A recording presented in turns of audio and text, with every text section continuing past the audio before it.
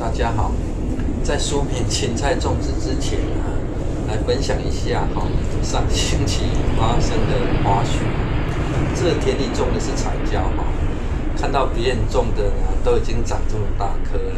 也就算了。这去买搭设棚架的竹子所发生的事一直觉得无法理解因为购买了1060元理所当然的想要杀价一下，可否收个整数嘛？老板说呢，如果我买40捆就可以少收60元，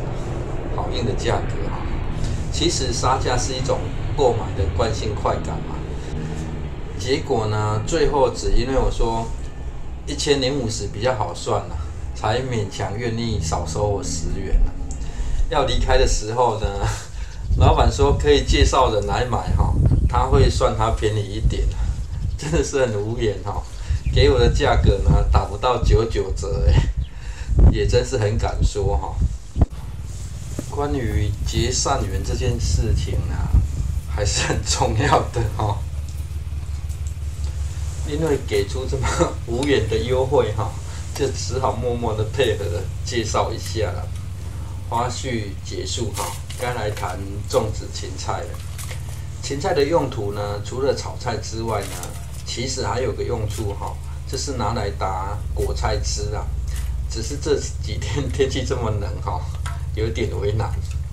而在种植上呢，并不难如果留有芹菜根呢，也可以把它当成葱的种法了，它就可以不断的继续生长出来也会比较快速了。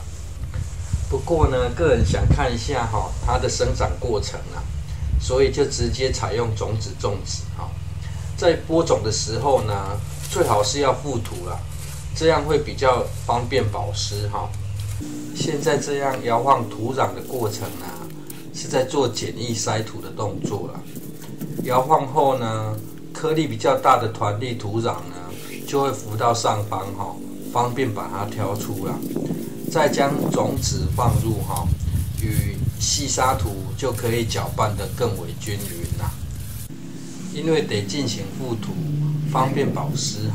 所以接下来呢，就可以分批次进行播种与覆土了。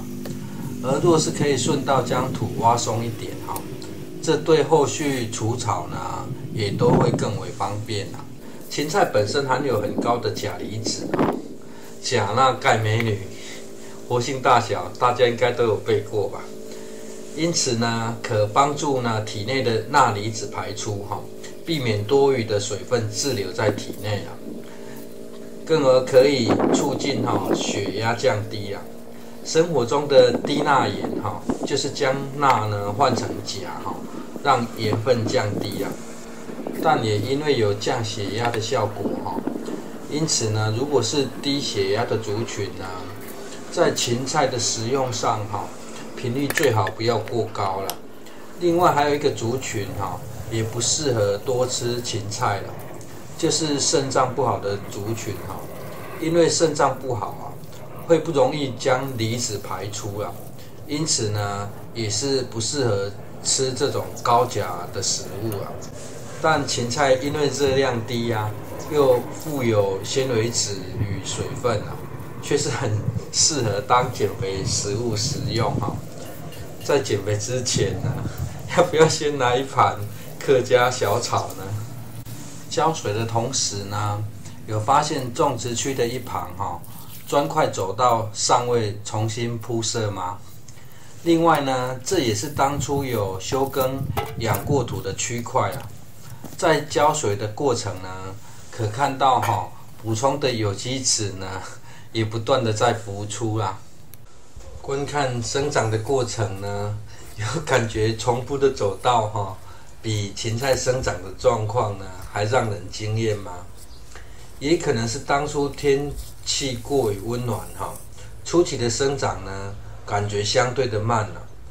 内部野生长出的龙葵黑点龟叶片的大小呢是很好用来帮助判断土壤肥力的天然作物啦。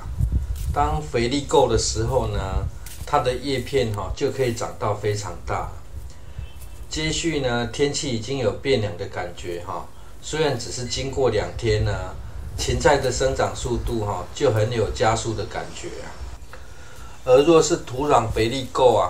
就可以只注意浇水这件事啊。芹菜本身比较不耐旱哈，所以要多注意浇水啊。种在灌溉河道旁的邻居叔叔哈，还会2-3天就浇一次水啊。若是你是使用自来水哈，那就加减得施肥了。个人这是灌溉河道的水啊，大约离这500公尺左右哈，有个大型的地下水抽水站啊。地下水呢本身就有不少的养分哈，因此对于叶菜类种植呢，只进行养土哈，就没有再进行额外的施肥了。